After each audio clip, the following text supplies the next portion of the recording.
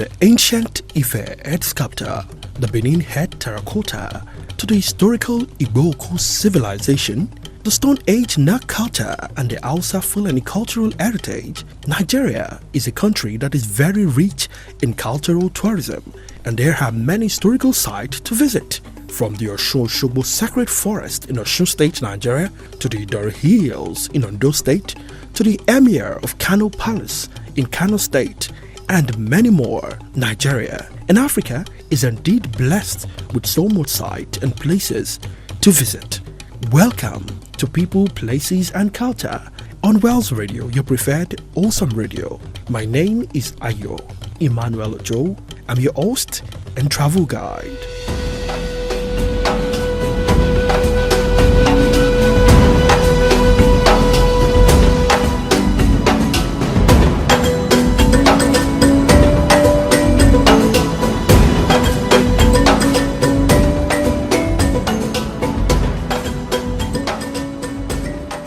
Nigeria, being in the coastal areas, is a center for tourism due to the beaches, historical monument. Nigeria in the coastal areas is a center for tourism due to the beaches, historical monument, tropical forest, ancient site, arts and event. Due to diverse ethnic groups in Nigeria have contributed to the tourist centers in Nigeria. Nigerian tourism dwells in joy and entertainment for every class. Looking inward to the history of tourism in Nigeria, one could cite Lagos as one of the popular cities of Africa and is ranked at the 7th number amongst the list of the fastest growing cities of the world as the genesis of tourism in Nigeria. Lagos, being one of the major ports in Nigeria, have made Lagos a major center for import and export activities, thus a great place for the entrepreneurs to come and explore some business opportunities to expand their financial activities. Lagos, due to its geographical location, is a center for relaxation and a sightseeing due to the beaches along the coastal areas of the Atlantic Ocean. Though Nigeria lacks tourism offices, thus limiting the marketing of tourism in Nigeria. It has been said that Nigeria is one of the most visited tourist locations in the world. Download Wells Radio app from Google Play Store and Apple App Store. You can also follow Wells Radio across all social media platforms. On Facebook, it is Wells Radio Online, and on Twitter and Instagram at Wells Radio. You can also follow the official page of People, Places and Culture on Twitter at PPC Wells Radio. Previously on People, Places and Culture.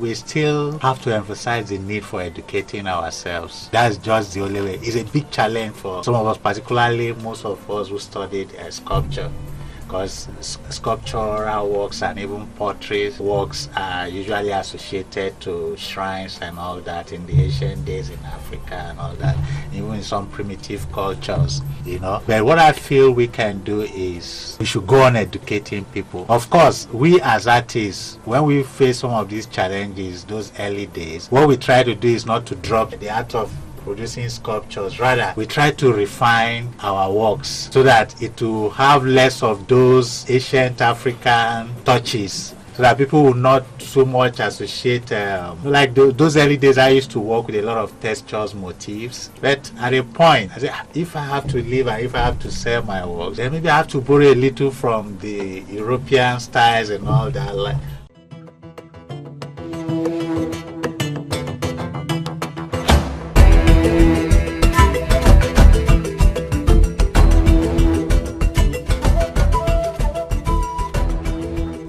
Today on People, Places and Culture, our focus will be on tourism and its dividends in Africa.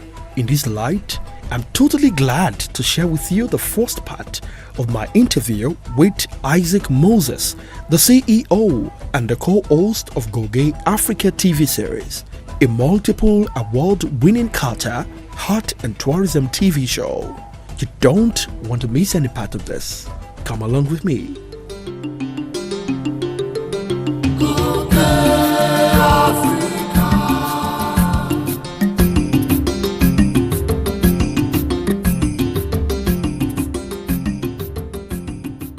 Yeah, hi, Ayo. How are you doing today? I'm very fine, thank you. Introduce yourself officially to all our listeners all across the world. Thank you very much, Ayo. My name is Isaac Moses, Major Isaac Moses. I am the producer, co-presenter of the multiple award-winning Culture and Tourism TV program, Goge Africa. That's amazing. Now, Goge Africa, for me, as a child, I saw Goge Africa on television. I know Goge Africa has been on for about more than 2 decades now. Yeah, that's right. More than 2 decades now. I would like to, ask you first, how did the TV series Goge Africa, how did it start? Basically, tell us more about Goge Africa and how you started it. What prompted Goge Africa when it started? Well, Goge Africa was started from the need to give Africa a pride of place. Back in the days, I was a voiceover artist, model, actor, and running a radio show. And but while running the radio show, we played music of other artists, especially those from the US of A, but we're not allowed to play those from Africa. And I felt Africa wasn't getting enough representation on the show. And then I also had a stint at managing musicians. I had artists like the Helen Child, Shegun Arinze, and some folks too as friends, some artists as friends. I had them as my artists. I was their manager, but I couldn't play their music on the show. And the producer felt if I played local music, it would bring down the rating of the show. So after a while, the program stopped. And when the program stopped, I decided I'm going to do something on radio that I would decide what goes on and what doesn't go on. So then there came about Goge Africa. But it was meant to be on radio. So when I ran it by my wife, she said, why don't you run this on TV? And I was of the opinion that TV is a bit capital intensive, and I don't have that kind of finance to put up a show on TV. That was my impression. But she said, look, don't worry, I'll support, I'll costume you, because she was into costuming then for local movies. She was into fashion designing and costuming for local movies. So I said, okay, let's see how it goes. So we started creating the montage, and of course, every day as a voice merchant, every day I was invited to do a voice or two in the studio for a radio commercial or two. So the proceed, we plowed into the show. So we started the program, created the montage, and got on to producing the first episode, which aired on 1st October 1999 on 4 television stations. And when I saw the reaction of people to it, it was quite impressive. Then again, I went to a burial in the east of Nigeria, and I saw how Africans celebrate their dead. You would almost think they're happy the guy died, but it was, they celebrate birth and they celebrate death. So, and the celebration was so grandiose, you know what I'm saying? And I said, look, if this is recorded, properly packaged and narrated, people all over the world will be able to resonate with it. So I said, look, this is going to form African activities, the festivals, the music, the dance, and then there was this dance that it's not an a cappella per se. The women just dance to a beat in their heart. It's in my native dialect, it's called Itu Ukwe. But it's so graceful, it's so rhythmic. You could feel the rhythm, but you couldn't hear it. You know what I mean? So they moved to this very gracious beat, and it was done by women. And I said, wow, this is wonderful. If this was captured on TV and properly narrated, people are going to really fall in love with it. And I got more resolute at going ahead with Goge Africa, and I tried to even expand my horizon to not just Nigeria, to different parts of Africa. And I tell you, we've been at it up till today, 19 years going and still going strong. The word Goge itself, what does it mean? Did you coin it from a word, or did you get it from any language or something? Goge Africa, the Goge itself, what does it mean? Goge Africa is a Hausa word for guitar. It's in Hausa it means Goge Africa, clean Africa. Yes, it's like it's a local music instrument with a calabash at the base and then strings, in front of it, which if you twang it, it will turn out very melodious sound. So it's like sound of Africa, clean Africa. That's what it means in Hausa. And because I grew up in the north, I chose the word. Because I understand it, and and being that Hausa is spoken in different parts of Africa, it's spoken in Nigeria, in Benin Republic, in Ghana, in Togo, down to up to the Sahel. So it's a language that resonates around Africa. So I decided to use that word. The word Goge. Wow, that's great. Yes. I think that's alone. There's a representation of that on your website and even the montage on television. If I'm That's right. right. Yeah. Okay. Now, growing up for you, I really want to know. Going into culture, art, and tourism for you. How did your growing up? What's your growing up like? Basically, did you have parents that would take you maybe almost everywhere across the world? Where did the love for art, culture, and tourism, where did it come from? I suspect your background is in line with that, so I would like you to talk more about that. No, actually, funny enough, my parents were civil servants who never could afford to take us round, apart from where we stayed because of their working life. We stayed in Zaria all through, and then in some part of Kogi State. But then I was way too young to really, apart from my time in Zaria, I can't remember enough what my time in the other parts of Nigeria, going with my parents during their transfers, was. But I think it was just the love. When you move into a cosmopolitan city like Lagos, and during Christmas, as a man from the East, as an Igbo man, you go to the East during holidays, most especially Christmas holidays, and you see the amount of festivities that go on, right? And then as a kid, of course, I was made to be a part of the masquerade cult. Okay. You have to be initiated because you don't just wake up and begin to run around with masquerades. But the initiation is not like anything out of the ordinary. It's just they tell you the secrets. Say, look, the masquerades actually they're not spirits that we are made to live. It's actually human beings. But you don't tell anybody. It's only you. But other people are made to believe that they are spirits of our ancestors, and they come from the mouth, from the hole of the ant hills. That's where they're supposed to have come from. But don't let anybody know any better than that. So that's just the whole thing. So, and then I saw the beauty of masquerades, how they decorated, especially the Jile masquerades when big festivals are going on, like the Ofala Festival, the Iguara Festival. And, growing up, I see these things and I said, look, these things need to be on TV. Aside from the burial ceremonies. I mean, it's wonderful. I tell you what, you see, when my interest was ignited from what I see during celebrations, how Africans could be so festive during their festivities. They could be very welcoming, they could be very jovial, they could be very accommodating, they could be very hospitable, and I witnessed these things and I said, look, if this thing was properly packaged and put on TV, I'm sure people are going to resonate. And I started going around I found out that, look, in Africa, there are no dull moments. There's one festivity or the other going on in different parts of Africa. So I found out I wasn't lacking material. It's just a matter of me being able to go for it. And as this started showing on TV, some communities started inviting me. They invite Gogi Africa to come cover their own festival. Hey, what does it take to cover a festival and put on TV like you have done on others? And then just like that, you see other countries start inviting us. Say, hey, look, our countries like Ethiopia. A gentleman called from Ethiopia and said, look, I have seen you done a feature on other countries' culture and festivals. You haven't done anything on ours. And we are the only country that wasn't colonized. Oh, that's true. So, and I said, wow, okay, would love to come, but it takes some planning and logistics. So what does it take?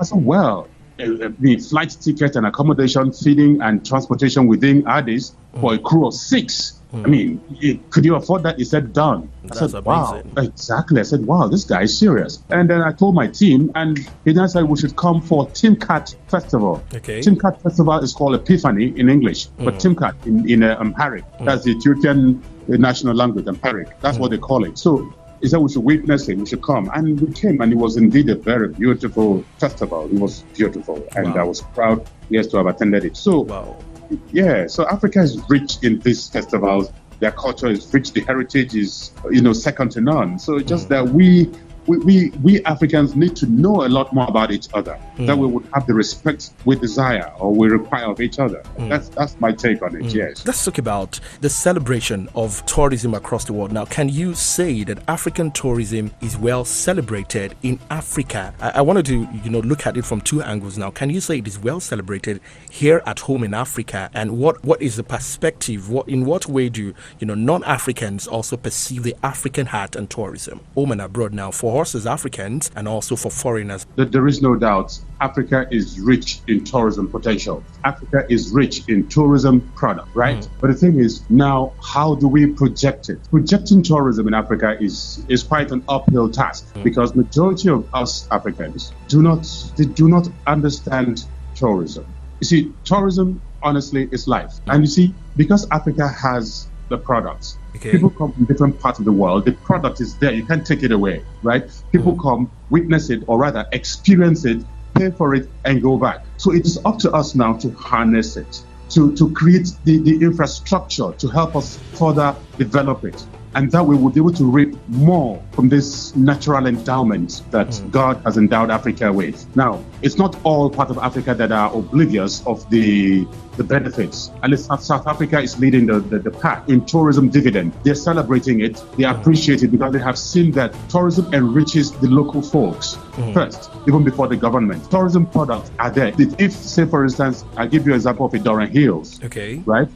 If Idoren Hills in Ondo State is properly projected, activities happen there, and people come there. The locals who live under the hills are going to benefit from their visit. That's true. And if it becomes a regular habit that people are coming to Idoren Hill to come and experience the nature, experience the beauty of the place, experience the hospitality of the place. I mean, of course, before you know it, hotels and chalets will begin to spring up there to be able to accommodate the teeming visitors who come there, right? So it is from what these people are making that the government begins to tax to make their own. So tourism dividend first gets to the public, it gets to the locals before even going to the government. Meanwhile, oil gets first to the government, then the government decides what gets down to local folks. So Africa must learn to project their tourism using their unique endowment.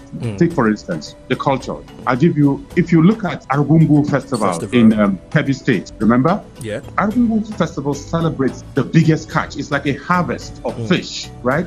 And having attended Argungu Festival for as long as I have seen huge fish as heavy as 75 kg, 90 kg being caught from a river. Honestly, it's a river because I wouldn't call it a sea. It's not a sea. It's not a lake either.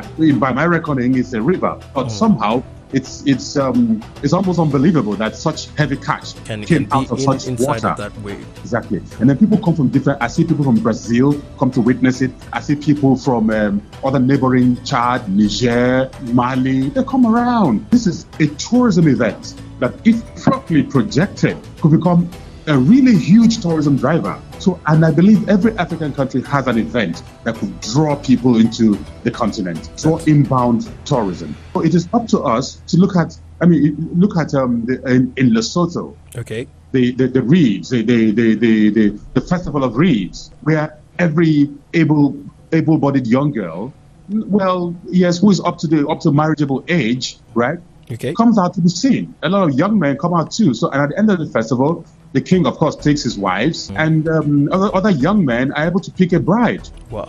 So of those who are eligible, they get to see, they get paired up. So it's a festival, and people look forward to it. People come from different parts of the world, including the United States. They come from there to witness this. So, you see, Africa has festivals that will draw a very discerning visitor. Do you understand? So I don't see Africa projecting their festivals in such light. In a good light. They need to make special effort to produce or to promote those unique festivals. Talking about in good light now, I still think as a person, are we proud enough of the things we have? What exactly is the problem here? Because I think we also need to look at the problem. What exactly is it that we are not proud of showing the world, or we're just totally blind to see the good things that all of these things, have for us? We are proud, but I tell you what, people have, in their order of priority, they have what bothers them, right? Some people see tourism as only an affair for the rich, but they forget that they can also benefit from the visit of tourists into their neighborhood or community. Now look at it this way, they are proud, but they don't even know how to harness their God-given potential, their God-given endowment. It is the government that needs to project it or sensitize the people enough about their endowment so they know that, look, these things that you have are not just hills. People come to get nice breeze, nice air from from this natural endowment of yours. People come to look at it. People come to see the like the undulating nature of our environment. People come to look at these things and they enjoy the sight, they enjoy the view. But our people, it's there with them. They don't know these things are something to be projected in any light other than what it is, right? So if you have something, you don't pay for what you have, for instance, you don't value it. So these things have to be appreciated. They have to be developed. There are some caves. I have visited some caves in Anambra State. Obunike. Yes. Now, Obunike cave is there. But these caves are not properly developed.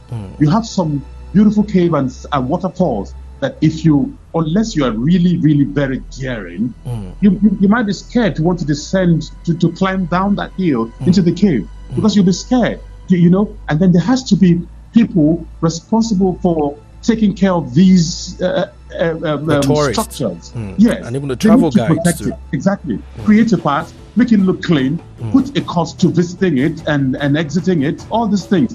And that way people will see that, yes, you know what you're doing. But when nobody cares, and then you need to also train tour guides who will be educated on these endowments, on these facilities. That way, when people come, they're able to tell them in very clear terms what they are seeing or what they are experiencing. That's the thing about tourism. There has to be an enlightenment program so that the community too can be aware that, look, visitors are prone to coming in from time to time. Right, and you people should be hospitable. You should show them don't think about taking advantage of the tourists, because when you take advantage of them, they don't come back next time. Again. Yes, so it's not Africans are very. If they know what they have, believe me, they'll appreciate it, and the appreciation is already growing, but not growing fast enough because of the economic situation in most African countries.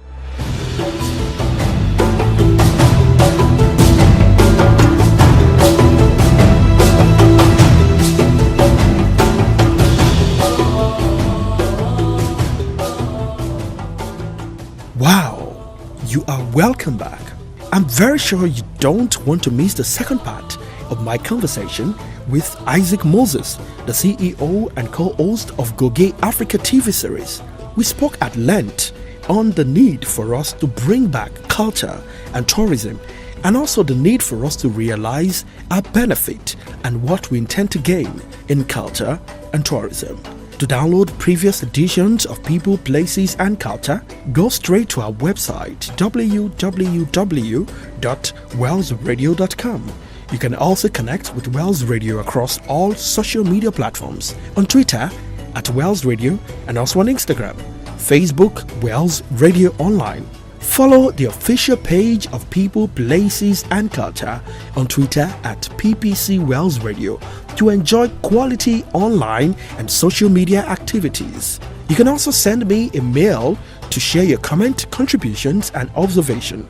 Send the mail to ayo.emmanuel@wellsradio.com. It's been an amazing program today. Thank you so much for joining us. Don't forget, like I always say, keep traveling and keep exploring. God bless you, and bye for now.